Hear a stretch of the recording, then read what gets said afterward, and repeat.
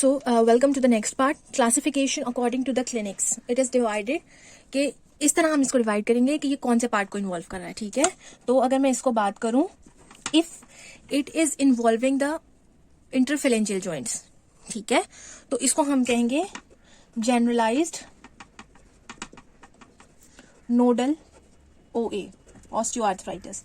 ठीक है, हिप को करेगा तो हिप ऑस्टियोआर्थराइटिस, स्पाइन को करेगा तो स्पाइन ऑस्टियोआर्थराइटिस, और अगर नी को करेगा तो उसको हम कहेंगे नी ऑस्टियोआर्थराइटिस. अच्छा, जस्ट रिमेंबर कि ऑस्टियोआर्थराइटिस में इंटरफेरेंजियल जॉइंट्स यानी कि पीआईपीज एंड डीआईपीज बोथ आर इन्वॉल्व्ड. ठीक है. अच्छा, अब ये नोडल ओए से क्या मुराद है, इसका मतलब ये है, अच्छा ये जो नोडल है ना, इसको आपने याद रखना है, कॉमन इन फीमेल्स, उसके साथ जो है ये जो नोडल टाइप है, इसके अंदर जेनेटिक प्रीडिस्पोजिशन अगर विमेन में होगी तो तब ये होगा. ठीक है, फीमेल्स में होगा, जेनेटिक प्रीडिस्पोजिशन के साथ होगा. सही. अब इसके अंदर जो है होगा क्या कि जो आपके इंटरफेरेंजियल जॉइंट्स हैं उनके बीच में जो वहां पर जो हायालिन कार्टिलेज है वो अफेक्ट होगा. उसकी वजह से वहां पर जो है ऑस्टियोआर्थराइटिक नोड्स बनेंगे. ठीक है, कौन से नोड्स बनेंगे? ऑस्टियोआर्थराइटिक नोड्स, जिनको हम कहते हैं हैबर्डन नोड्स एंड बॉशर्ड नोड्स. ठीक है, सो हैबर्डन नोड्स और बॉशर्ड नोड. हैबर्डन नोड्स कहाँ होंगे? जब डीआईपीज इन्वॉल्व होंगे. ठीक है, जब डीआईपीज इन्वॉल्व होंगे तो कौन से होंगे? हैबर्डन नोड्स. और अगर जब पीआईपीज इन्वॉल्व होंगे, प्रॉक्सिमल इंटरफेरेंजियल जॉइंट्स, तो फिर बॉशर्ड नोड्स भी इन्वॉल्व होंगे. ठीक है. अब जनरलाइज नोडल में जो होता है वो आपके पास कार्पो मेटाकार्पल जॉइंट भी इन्वॉल्व हो जाता है, पर उसका जरा चांस कम है. अगर वो इन्वॉल्व होता है तो उसकी प्रोग्नोसिस इज बेटर. ठीक है, तो उसमें कोई इतना ज्यादा पर वो बाद में प्रोग्रेस कर जाता है टू दिस. ठीक है, अब उसके बाद आता है हमारे पास हिप ओए क्या है कि जो हिप जॉइंट होता है वहां पर होगा. तो हिप ओए में क्या होगा कि इसका जो पेन होगा वो हिप जॉइंट में, क्योंकि ये हिप जॉइंट को इन्वॉल्व कर रहा है, तो ये क्या होगा, बहुत ऐसा लगेगा, बहुत डीप अंदर की तरफ, front anteriorly deep pain feel होगा. और वो रेडिएट कहाँ करेगा? It will radiate to the leg. ठीक है, बाटॉक, थाई, ठीक है, और नीज, ये इन एरियाज में जाएगा. ठीक है, फिर आपने जो है क्या नाम है इसकी एग्जामिनेशन में आप क्या करेंगे कि अगर तो वो भाई देखो जो हिप ओए का पेन होता है ना वो एंटीरियरली होगा, पर अगर आपको एग्जामिनेशन में लैटरली पेन फील हो रहा है तो इसका मतलब ये क्या है कि ग्रेटर ट्रॉन्केटर इन्वॉल्व है, तो उसकी वजह से सेकेंडरी ट्रोकेंटारिक जो है सेकेंडरी ट्रोकेंटारिक ब्रूसाइटिस है. ठीक, बाकी आपने क्योंकि इसके जो इर्द गिर्द के मसल्स होते हैं उनकी वेस्टिंग होती है, तो हिप जॉइंट के गिर्द जो दो मसल्स हैं वो कौन से? Quadricep and gluteal muscles. तो इसमें क्या होगा? क्वाड्रिसेप और ग्लूटियल मसल्स की वेस्टिंग होगी. देन उसके बाद क्या है, अब हिप जॉइंट को ना ही पेशेंट फ्लैक्स कर सकेगा और ना ही इंटरनली रोटेट कर सकेगा. और जो डिफॉर्मिटी होगी वो कौन सी होगी? External rotation and fixed flexion. Antalgic gait होगा. गेट इसका क्या होगा? एंटेल्जिक गेट वो होता है कि जिस एरिया जिस साइड पर ज्यादा पेन है आप उस साइड पर ज्यादा वजन देकर खड़े नहीं हो सकते. ठीक, उसके बाद हमारे पास आता है स्पाइन ओए में इसमें आपने याद रखना है कि इसमें हमेशा सर्वाइकल एंड लंबार इन्वॉल्वमेंट है. ठीक है, अगर सर्वाइकल होगा इन्वॉल्वमेंट तो वो शोल्डर्स और आर्म्स में पेन जाएगा, और अगर लंबार इन्वॉल्वमेंट है तो वो नीचे लेग्स और नीज तक जाएगा. ठीक, और बाकी इसमें क्या है, इसमें क्योंकि रिस्ट्रिक्टेड मूवमेंट्स होंगी और बिल्कुल पेशेंट जो है बिल्कुल स्टिफ होगा. ठीक, और अगर जब आपको पता है जब भी स्पाइन का प्रॉब्लम है, स्पाइन में प्रॉब्लम आ रहा है, तो नर्व रूट कंप्रेशन के भी चांसेस हैं. तो फिर आप न्यूरोलॉजिकल उसका एग्जामिनेशन करेंगे तो आपको पता चल जाएगा कि भाई वहां पर कोई न्यूरोलॉजिकल इन्वॉल्वमेंट तो नहीं, कोई नर्व कंप्रेशन तो नहीं. ठीक, अब उसके बाद हमारे पास लास्ट है नी ओए कौन सा वाला है हमारे पास? जिसमें हमारे पास नी जॉइंट इन्वॉल्व है. अच्छा, अब नी जॉइंट का प्रॉब्लम ये है कि यहाँ तो ये सेकेंडरी प्राइमरी हो सकता है या फिर सेकेंडरी. प्राइमरी ये है डायरेक्ट नी जॉइंट है, या फिर सेकेंडरी क्या है कि ये किसी ट्रॉमा की वजह से, इसके अंदर कोई ट्रॉमा हुआ है उसकी वजह से ये सब हो रहा है. ठीक है, अब ये नी वाला जैसे मैंने बताया था कि ये जनरलाइज वाला इज कॉमन इन फीमेल्स, उसी तरह नी वाला जो होगा इज कॉमन इन मेल्स. ठीक है, मेल्स कौन से वाले? मतलब मेल्स, बस आप इन्हें याद रखना है कि ये फीमेल्स में था, ये मेल्स में है. उसके अलावा क्या है, अब इनको काम करने में प्रॉब्लम होगा, चलने में, बैठने में, उठने में, झुकने में, इन सब चीजों में प्रॉब्लम होगा। तो ये वाली फंक्शनल डिफॉर्मिटी होगी। बाकी आपने क्या करना है, एग्जामिनेशन करेंगे तो इनकी भी गेट कैसी होगी, एंटेलजिक। ठीक, उसके अलावा यहाँ पर मसल कौन सा वेस्ट हो रहा है, क्वाड्रिसेप। इसके गिर्द कौन सा मसल है, क्वाड्रिसेप, तो क्वाड्रिसेप मसल वेस्टिंग।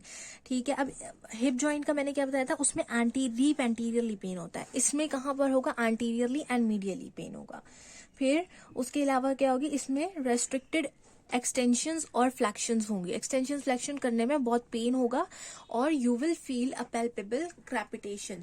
जैसे palpable crepitation, like if this is the joint involve, मैं उसको ऐसे रखूंगी और मैं जब ऐसे पेशेंट का हाथ मूव करवाऊंगी तो उससे जो है मुझे अंदर फील होगा क्रैपिटेशन हो रहे हैं। ठीक, अच्छा, अब इसके अंदर मोस्ट कॉमनली जो डिफॉर्मिटी आती है वो होती है वेरस। वेरस क्या होता है, मीडियली रोटेटेड। ठीक, और फिर वेल्गस इज लेस कॉमन और फिक्स फ्लेक्शन, ये भी जरा लेस कॉमन है। अब हम आ जाते हैं इसकी डायग्नोसिस पे। डायग्नोसिस इसकी क्या है, क्लिनिकल। डायग्नोसिस इसकी क्लिनिकल है। सारी चीजें सजेस्ट कर ली आपने, सारी चीजें चेक कर ली, एग्जामिनेशन हो गए, सब कुछ परफॉर्म कर लिया, डायग्नोसिस इज क्लिनिकल। और इनकी जो मॉर्निंग स्टिफनेस आपने, क्योंकि अब क्लिनिकल हिस्ट्री में आपको होनी चाहिए ना, तो आपने ये देखना है इनकी मॉर्निंग स्टिफनेस जो होगी वो कैसी होगी। Morning stiffness less than 30 minutes, बल्कि लेस देन 15 मिनट्स आप कर लें, क्योंकि इनका जो, और जैसे जैसे ये काम करते जाते हैं इनका पेन बढ़ता जाता है। ये क्लिनिकल प्रेजेंटेशन है, इनकी क्लिनिकल पिक्चर है कि एज इनकी क्या होगी, 50 से ज्यादा। उसके अलावा मॉर्निंग स्टिफनेस की कंप्लेन होगी जो कि कैसी हो, जो कि 15 मिनट तक रहती है, 15 मिनट 20 मिनट, उसके बाद ठीक हो जाती है। पर जैसे जैसे वो काम करते जाते हैं तो उससे क्या होगा कि वो दर्द बढ़ता जाएगा। ठीक, जैसे जैसे काम करते जाएंगे वो दर्द बढ़ता जाएगा और जो है इसके अंदर साथ साथ रेस्ट करने पे वो दर्द जो होगा वो ठीक हो जाएगा। उसके अलावा क्या है, आप एक लिमिटेड मोशन होगी ना, लिमिटेड मोशन होगी, आप उसको बहुत अच्छे तरह से हाथ मूव नहीं कर सकते, या जो भी इन्वॉल्व है, जो भी जॉइंट इन्वॉल्व है। ठीक, और इसमें क्या होगा, कोई सिस्टेमिक साइन नहीं होगा, कोई सिस्टेमिक साइन नहीं होगा, कोई रैश नहीं होगा, कोई रेडनेस नहीं होगी, कोई इस टाइप की स्वेलिंग नहीं होगी जो कि दूसरे पार्ट्स पर जो जॉइंट इन्वॉल्व होगा उसके गिर्द पर माइल्ड सी स्वेलिंग होगी। ठीक है, तो अगर माइल्ड सी स्वेलिंग है that will suggest the inflammation. सही, अब इसकी डायग्नोसिस के बारे में मैंने बताया कि वो क्लिनिकल है। क्लिनिकल डायग्नोसिस है, उसको सपोर्ट करने के लिए क्या कराएंगे आप, प्लेन एक्सरे या प्लेन रेडियोग्राफ।